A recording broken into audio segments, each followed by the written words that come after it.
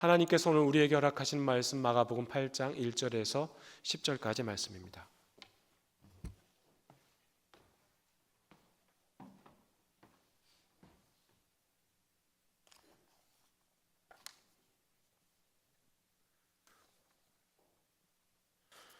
마가복음 8장 1절에서 10절 하나님의 계시의 말씀을 한 목소리로 받들어 읽겠습니다.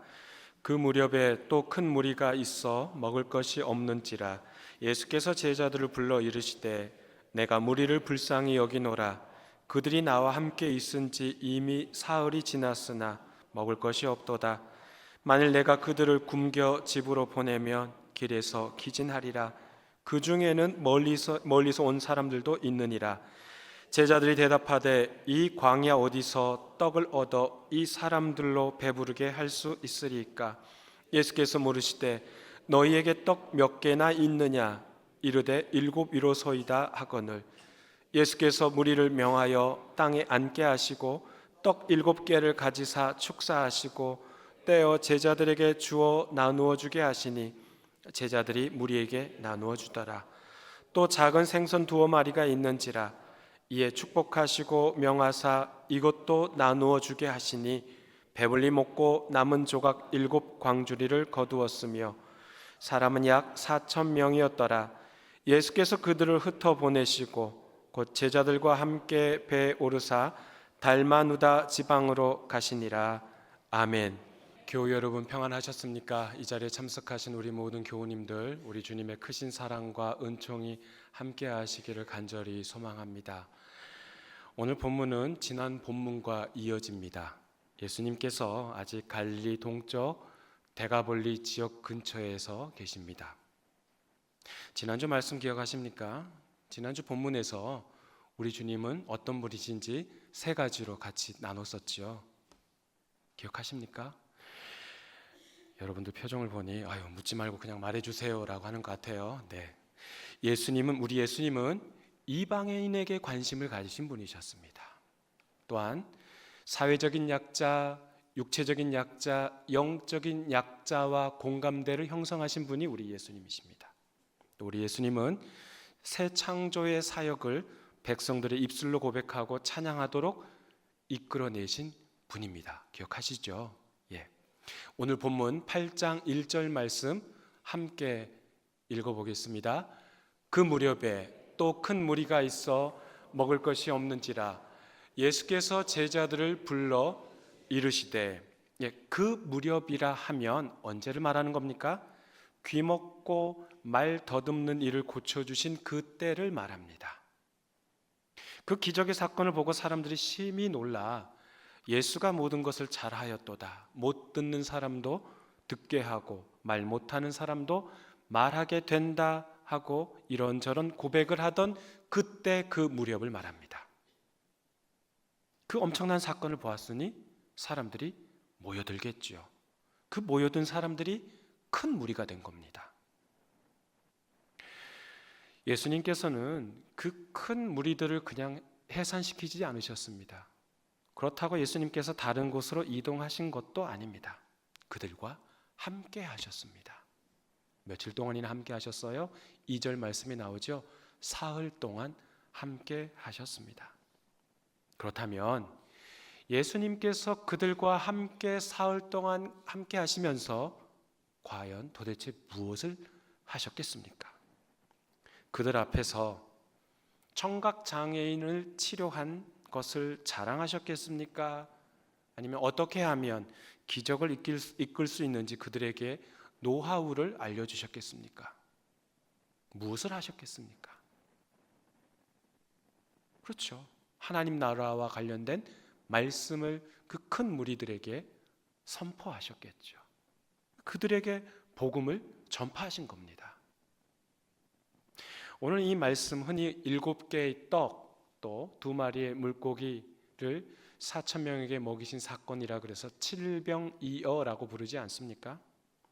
이와 비슷한 말씀이 마가복음 6장에 떡 5개와 물고기 2마리로 남자 5,000명을 먹였다 그래서 떡 5개 물고기 2마리 5병이어의 사건이라고 말하지 않습니까? 내용이 비슷합니다. 그러다 보니 학자들은 한 번 있었던 사건을 가지고 한 번 더 확장시켜서 강조하기 위해서 했다라고 말하는 학자들도 있습니다. 그런데요, 마가복음 말씀을 잘 보시면 장소도 다릅니다. 대상도 다릅니다. 떡의 개수도 다릅니다. 먹은 사람의 수도 다릅니다. 가장 중요한 것은 제자들의 반응도 다르다는 겁니다. 즉, 오병이어의 사건도 있었고 칠병이어의 사건도 있었다는 것이죠. 두 개의 독립적인 사건이 있었다는 말입니다. 여러분께 여쭤보겠습니다. 여러분이 초중고 교사시든 또는 대학 교수시든 상관없이 여러분이 선생님이시라면 수업 시간에 학생들이 귀를 쫑긋 세우고 한눈 팔지 않고 수업에 집중한다면, 여러분이 선생님이시라면 그들에게 전하고 싶은 그 알고 있는 지식을 더 주고 싶으세요? 아니면 수업 시간 종 땡 치면 그냥 끝내버리고 싶으세요? 네, 시간 초과했다고 수당이 들어오는 것도 아니니 수업 시간 종 딱 치면 그만, 나머지 다음에 하자, 이렇게 하시겠습니까? 귀를 쫑긋 세우고 막 반짝반짝한 눈으로 막 쳐다보는 그 학생들에게 뭔가 자신이 알고 있는 지식을 더 전달하고 싶으십니까? 그렇죠. 더 전달하고 싶은 마음이 있죠. 선생님을 통해 하나라도 더 배우고 싶어하는 학생들을 어찌 뿌리칠 수 있겠습니까? 지금 상황이 다 그런 거예요. 예수님께서 이방 지역에서 지금 큰 무리들을 만났어요. 그들에게 복음을 전파했어요. 이게 한두 시간으로 끝낼 수 없던 상황인 겁니다. 왜요? 예수님께서는 영적인 갈급함을 그들에게서 보셨기 때문이죠. 아시다시피 예수님께서는 오병이어의 기적이 일어난 장소에서도 큰 무리들에게 하나님의 말씀을 전했습니다. 그들을 불쌍히 여기시고 여러 가지를 가르치셨어요. 마가복음 6장 35절 함께 읽어보겠습니다. 때가 저물어 가매 제자들이 예수께 나와 여짜오되 이곳은 빈들이요 날도 저물어 가니. 예수님께서 말씀을 가르치시는데 때가 저물어 간답니다. 머물 곳도 만만치 않은 그런 빈들, 광야, 한적한 곳이라는 거죠. 그러다 보니 제자들이 예수님에게 나와 무리를 전부 흩어져서 각 두루 촌에 다녀서 그들이 먹을 것을 먹게 하자라고 제자들이 예수님에게 제안하고 있어요. 그런데 오늘 본문 보십시오. 예수님께서는 지금 큰 무리들에게 말씀을 가르치셨어요. 우리 본문 8장 2절 말씀 읽어보겠습니다. 내가 무리를 불쌍히 여기노라. 그들이 나와 함께 있은지 이미 사흘이 지났으나 먹을 것이 없도다. 큰 무리들이 예수님과 함께 있은 지 며칠 됐답니까? 사흘이 지났답니다. 가르치는 자도 가르침을 받는 자도 시간 가는 줄 모르고 하나님의 말씀을 가르치고 그 가르침을 듣고 있었던 겁니다. 큰 무리들이 얼마나 하나님의 말씀을 사모했는지, 그 얼마나 말씀에 대한 갈급함이 있었는지 사흘이 시간 가는 줄도 모르고 사흘이 이미 훌쩍 지나가 버린 거죠. 그 사흘 동안 그들은 마치 심령대 부흥성회를 하는 것과 다름없었습니다. 신앙생활 오래 하신 분들은 기억하실 겁니다. 요즘이야 텔레비전을 틀거나 또는 유튜버 같은 그런 포털 사이트를 통해서 얼마든지 설교를 들을 수가 있어요. 밤새도록 들을 수도 있고요. 어디선지 다 들을 수 있어요. 미국에 있는 분 거, 영국에 있는 분 거, 외국에 있는 분 것뿐만 아니라 우리나라 모든 말씀들을 얼마든지 들을 수가 있어요. 그러나 50년 전만 하더라도 교회마다 목회자가 부족했습니다. 그러니까 어느 교회에서 부흥회를 한다라는 게 주변 동네에서 이게 소문이 나면, 그러면 10리도 멀다 하지 않고 20리도 멀다 하지 않고 도시락 싸들고 침구리 들고 그 교회 부흥성에 참석했어요. 그렇다고 지금처럼 오르간이 있습니까? 기타가 있습니까? 신디사이저가 있습니까? 뭐가 있습니까? 그 예배당에 있는 것이라곤 풍금한데, 그리고 북, 이거 두 개밖에 없었죠. 그래도 말씀을 사모하는 마음이 있으니 성령 충만한 부흥회가 됐던 그런 경험 한 번씩 다 있지 않습니까? 지금 예수님께서 사흘 동안 큰 무리들과 함께 그런 상황이 일어난 겁니다. 예수님께서는 제자들에게 하나님의 말씀을 깊이 사모하던 그 큰 무리들을 뭐라고 부릅니까? 내가 무리를 불쌍히 여기노라. 한번 따라해 볼까요? 내가 무리를 불쌍히 여기노라. 내가 무리를 불쌍히 여기노라. 네. 불쌍히 여기다라는 이 단어는 마가복음 6장 5병 이어에도 나오는 단어고요. 오늘 이 7병 이어에도 나오는 단어입니다. 지난번에 말씀드렸듯이 이 불쌍히 여기다라는 헬라어 단어 스플랑크니조마이라는 뜻은 창자가 끊어질 듯한 그런 아픔을 여긴다라는 뜻입니다. 이 단어는 방금 말씀드린 것처럼 5병 이어에도 나오고 7병 이어 오늘 본문에도 나오는데요. 큰 차이가 하나 있습니다. 누가 먼저 제안을 했느냐라는 차이입니다. 5병 이어에서는 예수님께서 그 큰 무리들에게 복음을 가르치시고 날이 저물자 제자들이 걱정하는 마음으로 먼저 예수님에게 제안하죠. 이 사람들 지금 다 보냅시다. 각 두루 촌에 다녀서 먹을 것을 얻을 수 있도록 다 보냅시다라고 제자들이 먼저 제안해요. 근데 오늘 말씀 보십시오. 오늘 본문에는 누가 먼저 제안한 겁니까? 예수님이 먼저 하셔요. 예수님께서는 그 큰 무리들을 불쌍히 여긴다 말씀하시고 심지어 이들을 그냥 보냈다가는 기진맥진하고 가다가 죽을 수도 있다. 멀리에서 온 자들도 있다. 이들에게 먹을 것을 줘야 되지 않겠느냐라고 예수님이 먼저 제안하신다는 거예요. 이거 엄청난 차이입니다. 그러니까 예수님께서 그 큰 무리들을 스플랑크니조마이 하셨다는 거예요. 그러자 제자들이 반응하죠. 4절 말씀 함께 읽어보겠습니다. 제자들이 대답하되 이 광야 어디서 떡을 얻어 이 사람들로 배부르게 할 수 있으리이까? 여러분이 예수님의 제자라고 한번 생각해 보십시오. 떡 5개와 물고기 2마리로 5,000명을 먹인 사건을 직접 경험한 자들입니다. 이 제자들은요. 여러분들이 제자들이라면요. 그러면 그 오병이어의 사건을 계속 기억하시겠습니까? 아니면 벌써 이미 잊혀진 사건으로 그냥 이미 잊어버린 사건으로 생각하시겠습니까? 지금 그냥 막 너무 쉽게 대답하지 마시고요. 제가 한 번 더 생각해 보실 수 있도록 한번 잘 설명해 드리겠습니다. 자, 예수님께서 제자인 여러분들에게 각 모인 큰 무리들을 50씩, 100씩, 50씩, 100씩 이렇게 나누어서 자리에 앉도록 명령하셨어요. 그래서 여러분들은 그 예수님의 말씀대로 순종하고 그들을 50씩, 100씩 나누었어요. 그때 예수님께서는 떡 5개와 물고기 2마리를 축사하시고 기도하시고 제자들을 부르셨어요. 여러분들을 부르신 거예요. 그리고 여러분들의 바구니에 떡 5개와 물고기 2마리를 찢어서 떼어서 나눠주셨겠죠. 그리고 너희들이 가서 먹을 것을 나누어 주어라고 주님께서 말씀하셨어요. 여러분들도 그대로 순종하신 거죠. 그런데 그 무리들에게 가지고 간 바구니에 떡과 물고기가 이게 떨어지지 않는 거예요. 부족하지 않게 무리들이 먹고도 남아요.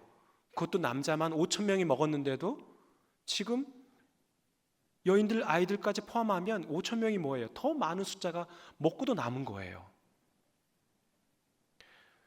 이 엄청난 기적을 여러분의 두 눈으로 지금 똑똑히 목격한 겁니다. 모두가 다 증인이에요.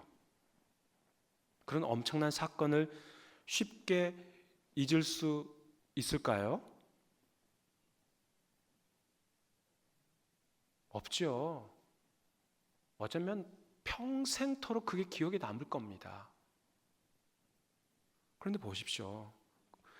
그게 지금 이게 10년, 20년 전에 일어난 일이 아니라 7병이어 사건 이전에 최근에 일어난 사건 기적이 바로 오병이어의 사건이었어요. 그런데 이걸 어떻게 잊어버려요? 잊을 수가 없죠. 그런데 보십시오. 4절 말씀에서 제자들이 어떤 반응을 보입니까? 예수님, 여긴 광야입니다. 여기서 어떻게 저 큰 무리들을 배불리 먹일 수 있겠습니까? 여러분, 오병이어의 기적의 사건이 일어난 장소가 떡집 옆이었습니까? 아니면 생선 가공 공장 근처였습니까? 아니에요. 똑같아요. 똑같이 광야 한적한 곳 빈들이었어요. 위치만 다를 뿐 광야 한적한 곳 빈들이었단 말이에요. 똑같은 환경인데도 제자들이 어찌 그렇게 반응을 보일 수가 있습니까? 그 엄청난 기적의 사건을 이미 경험해 놓고도 어떻게 그렇게 대답을 할 수 있냐는 겁니다. 이유가 있습니다. 지금 예수님께서 계신 곳이 어디라고요? 이방인의 땅입니다. 이방인 지역에서 이방인들을 모아놓고 사흘 동안 하나님의 말씀을 선포하고 있었던 거죠. 그러니까 제자들은 지금 예수님에게 불평불만하고 있는 거예요. 예수님, 지난번 그 기적 때는 하루 딱 하셨잖아요. 그런데 왜 이 이방인들에게는 사흘씩이나 복음을 전파하십니까? 이거 너무 오지랖이 넓은 것 아닙니까? 제자들은 지금 예수님의 말씀에 냉담하게 반응을 하고 있는 겁니다. 사랑하는 교회 여러분, 우리 주님은 유대인뿐만 아니라 이방인에게도 관심을 가지시는 분입니다.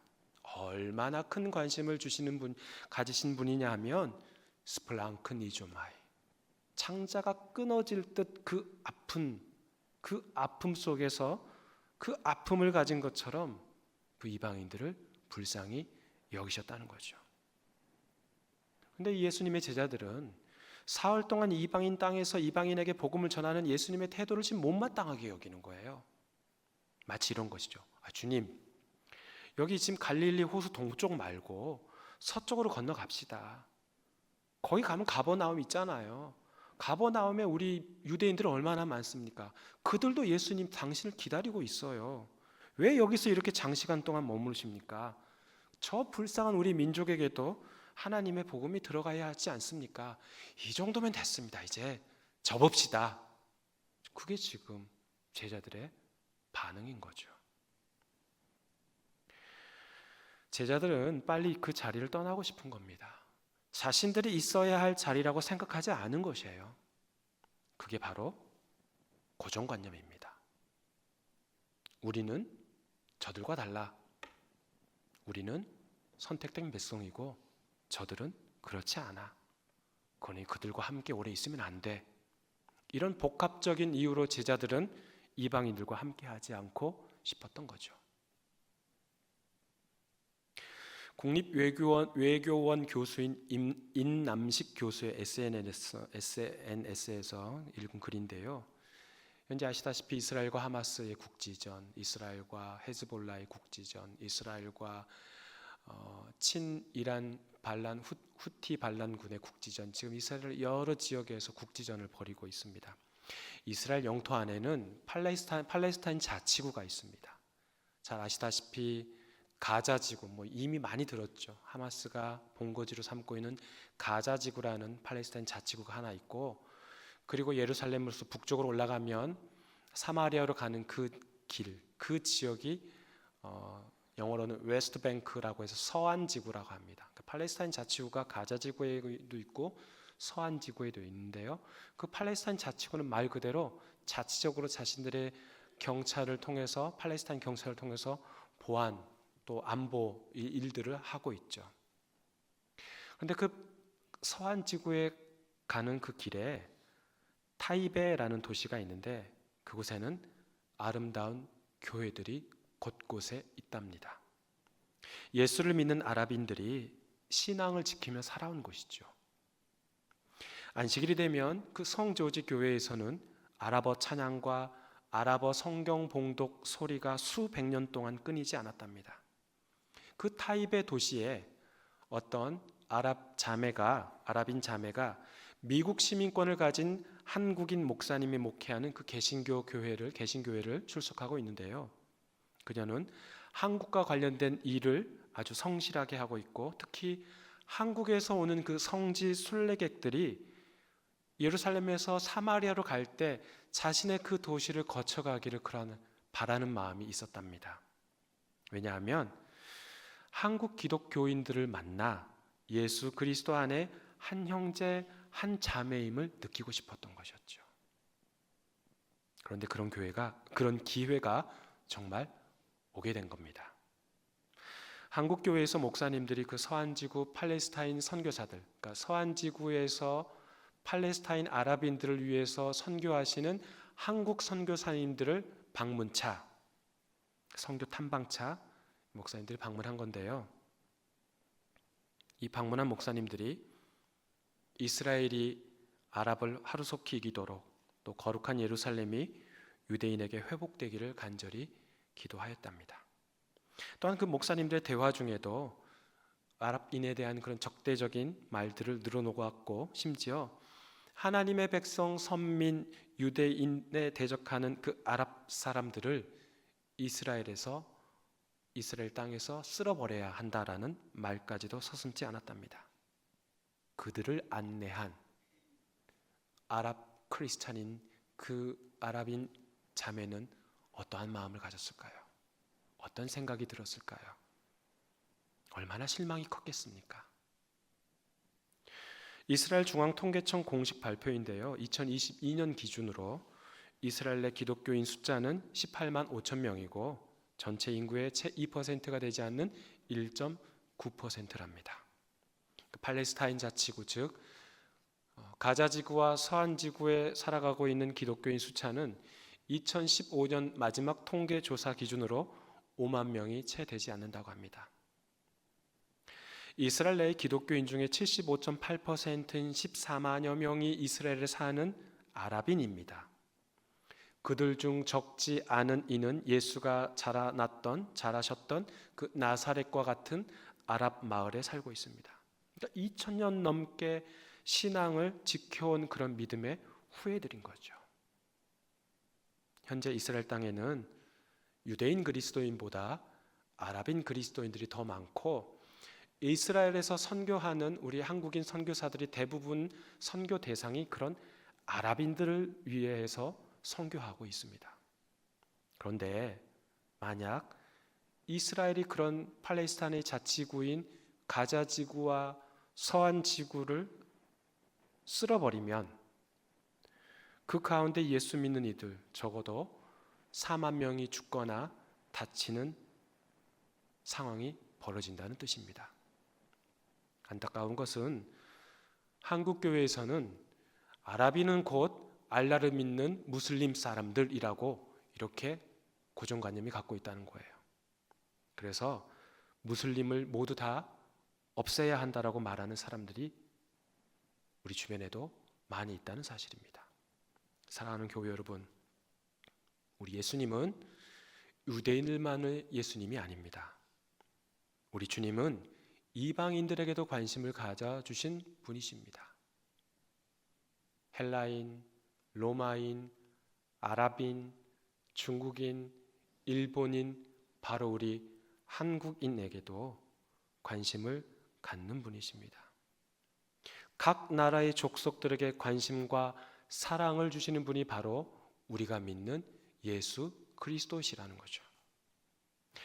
러시아 우크라이나 전쟁, 또 이스라엘 하마스 전쟁, 그 외 여러 분쟁 지역에서 사지로 내모는 이 두려움 속에 살아가는 자들에게 진정 우리가 그리스도인이라면 한쪽 편을 들어서 그런 끔찍한 대화를 이어가는 것이 아니라 그 땅에 참된 평화가 임하기를 기도해야 하지 않겠습니까? 더 나아가 자격 미달인 우리를 위해 하나님께서는 하나밖에 없는 아들 예수를 십자가에 거실 정도로 우리를 사랑하여 주시지 않았습니까? 말씀이신 하나님께서 육체를 입고 이 땅에 오신 이유는 특정 민족을 편애하기 위해 오신 것이 아닙니다. 스플랑크니조마이, 창자가 끊어지는 아픔으로 모든 민족을 불쌍히 여기셨기에 오셨습니다. 우리 주님의 다함없는 그런 사랑을 끝까지 붙들고 살아가는 저와 여러분이 되기를 간절히 소망합니다. 헬라어 세메이온, 기적, 표적이라는 뜻인데요. 예수님께서 이러한 기적의 사건을 보여주신 목적이 있어요. 예수님 당신이 누구신지, 또 예수님께서 앞으로 어떤 사역을 하실 것인지에 대해서 그런 기적과 표적을 보여주신 것이죠. 오늘 칠병이어의 기적도 마찬가지입니다. 이 기적을 통해 예수님이 어떤 분이신지, 앞으로 어떤 사역을 하실 것인지를 나타내기 위한 것인데요. 여러분 한번 가만히 생각해 보십시오. 배고픈 무리들을 보시면서 창자가 끊어지도록 불쌍히 여겼다는 말이, 그런 표현이 좀 어색하지 않습니까? 여러분은 어떠십니까? 주변에 배가 고파 허덕이는 사람들이 있어요. 그런 사람들을 보면 막 창자가 끊어진 듯한 그런 아픔, 그런 경험이 있으십니까? 창자가 끊어지지 않아서 잘 모르셔요? 저도 잘 모르겠어요. 하지만 이거는 이성적으로 판단이 안 돼요. 논리적으로 말이 안 되는 것 같아요. 아무리 배가 고픈 사람이 보여도 과연 그 사람을 보고 창자가 끊어질 듯한 그런 아픔을 가질 수가 있을까요? 오늘 말씀에서 마가복음의 저자가 진정하고 싶은 말은 이겁니다. 무리들의 배고픔으로 인해 예수님께서 그 스플랑크 니존마이 하셨다는 것은 예수님이 시라는 그 생명의 떡을 먹지 못해서 굶주려 영적으로 죽어가는 영혼들이 있다라는 뜻입니다. 이 이방인들의 육적인 배고픔뿐만 아니라 영적인 배고픔으로 죽기 일보 직전에 있다는 뜻이죠. 오늘 말씀을 통해 마가복음의 저자가 독자들에게 진정하고픈 말은 그 찢겨진 떡과 그 잘게 부서진 물고기라는 그 그림 언어를 통해 십자가에서 온몸이 찢겨 죽으실 예수님을 상징적으로 보여주신 것이죠. 십자가에서 죽음은 단순한 죽음이 아니라 이렇게 떡이 찢어지듯 생선이 잘게 부서지듯 살이 찢어져 죽는 것이 바로 이방인을 위한 죽음이라는 겁니다. 그리고 예수님께서 그들에게 나누어 주라고 하신 그 말씀은 이방인에게도 복음이 전달될 것임을 말하고 있는 것이죠. 그러하기에 저와 여러분이 예수를 믿게 되었고 이 자리에서 주의 이름을 드높이며 주님께 예배드리고 있는 것 아니겠습니까? 사랑하는 교회 여러분, 다음 주일은 우리가 총동원 전도주일로 지킵니다. 생명의 떡이신 예수님께서 이방인들에게 말씀을 선포하고 그들에게 떡과 물고기를 주셨듯이 아직 예수를 알지 못하는 사람들에게도 그 예수님의 살과 피가 필요하다는 거죠. 물론 우리는 누가 구원받은 백성인지 알 수 없기 때문에 땅 끝까지 말씀을 전하라는 그 명령에 따라 전할 뿐입니다. 아직도 우리 주변에 예수를 믿지 않는 자들, 예수를 부인하는 자들이 얼마나 많습니까? 우리는 흔히 그들을 불신자라고 표현하죠. 믿지 않는 자. 하지만 저는 그 단어보다 잠재적 그리스도인이라는 표현을 더 선호합니다. 아직 믿지는 않았으나 언젠가는 구원받은 백성으로 주님께 나올 사람들이기 때문입니다. 우리 주님은 이방인들과 사흘을 함께 있으면서 복음을 함께 나눴습니다. 그들을 어떻게 보셨기에 그 긴 시간 동안 함께 하셨을까요? 내가 무리를 불쌍히 여기노라. 주님께서 스플랑크 니존마이가 없으셨으면 우리들과 그 긴 시간 보내지 않으셨겠지요. 똑같습니다. 주님께서 저와 여러분을 불쌍히 여기지 않으셨으면 저와 여러분은 이 자리에 있을 수가 없습니다. 이 자리에서 우리는 예배 드릴 수가 없습니다. 주님께서 저와 여러분을 스플랑크 니조마이 하지 않으셨다면 우린 전부 바깥에서 갈 길을 못 찾고 헤매는 그러한 한 마리 양으로 살아가는 것이죠. 사랑하는 교회 여러분, 주님이 불러주시기에 이 자리에 우리가 있는 줄 믿습니다.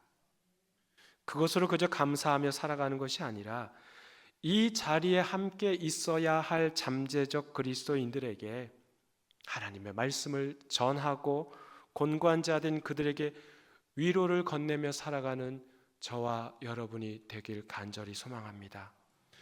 주님이 불러주셨기에 바로 우리가 이 자리에 있으며 주님이 불러주셨기에 우리가 하나님을 아버지라고 부르실 수가 있으며 주님이 불러주셨기에 바로 우리가 주의 이름을 찬양할 수 있습니다. 불쌍히 여기신 주님 덕분에 우리가 이 자리에 있습니다. 끝까지 우리를 스플랑큰 이조마이 하신 그 주님의 길을 잘 걸어가시는 저와 여러분의 삶이 되기를 주의 이름으로 축원합니다. 기도하겠습니다. 하나님 감사합니다. 저희들이 무엇이 가는데 이 자리에 불러주셨습니까? 이방인들과 함께 복음을 나누면서 사흘 동안 그들과 함께 하셨습니다. 얼마나 말씀에 대한 갈급함이 있었으면 그들과 사흘 동안 함께 시간을 보내셨습니까? 그들의 영적인 배고픔과 육적인 배고픔을 다 아신 주님께서 그 제자들에게 먼저 제안하셨습니다. 이들 이대로 보냈다가는 기진맥진할 것이고 이들 멀리서 온 이들 가다가 죽을 수도 있단다라고 주님 제안하셨습니다. 그럼에도 제자들은 이 광야에서 저들을 먹일 것이 어디 있습니까? 라고 그런 냉담한 반응을 보인 자들이 제자들입니다. 혹여 우리들도 그러한 반응을 보이는 자들 아닙니까? 하나님 용서하여 주시옵소서. 스플랑큰 이존마이 주님께서 창자가 끊어지는 그 아픔에 하는 그 모든 고통을 이방인들에게 보여주셨고 큰 무리들에게도 보여주셨고 유대인들에게도 보여주셨고 바로 우리들에게도 보여주셨습니다. 그 말씀 붙들고 아멘으로 순종하며 잠재적 그리스도인들을 위하여 담대히 선포할 수 있는 그러한 마음을 성령께서 저희들에게 넣어 주시옵소서. 예수님의 이름으로 기도하옵나이다. 아멘. 다 함께